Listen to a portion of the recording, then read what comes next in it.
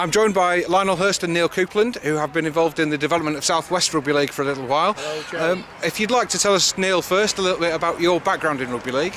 Yeah, well, I've been a lifelong supporter of the game since being a little boy growing up in Hull, and just fell in love with it from the age of 6, but fulfilled the dream by working for the RFL between 1999 and 2002, and have continued to be involved in the game ever since. So yeah, I just thoroughly love it and enjoy getting involved. Great. And Lionel, you were involved in the pro game as well for a while? Well, in the pro game indeed. I was the chief executive of London Broncos when Richard Branson was there. We played in Greenwich, with shared with Charlton Athletic, and had the great honour of being the original chairman and founder, if I may say, of the Rugby League Summer Conference. I think we started with a pilot year of 8 teams, and now there's 120 nationwide. So yeah, plenty for the game, and we love the game.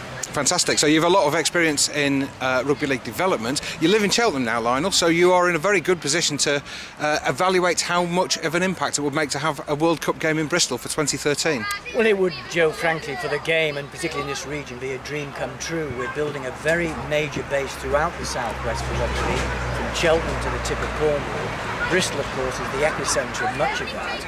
And there's no doubt in the fullness of time what rugby league will need is a full-time Super League club in the city of Bristol one day. That must be the target we're aiming for. So to have a successful World Cup bid and a great match in the city will be an immense impetus towards that happening. That's great. And Neal, most recently you've been involved with your professional TV company in making rugby league shows, particularly the student rugby league shows, which started in Gloucester.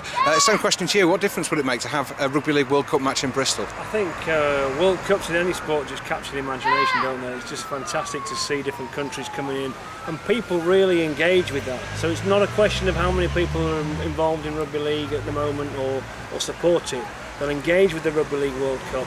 They'll get to understand a little bit more about our sport, enjoy it, watching the matches, but they'll just get that great World Cup feel and that theme of the international teams coming in. It'll just be a fantastic event for everybody. Yes, we're here.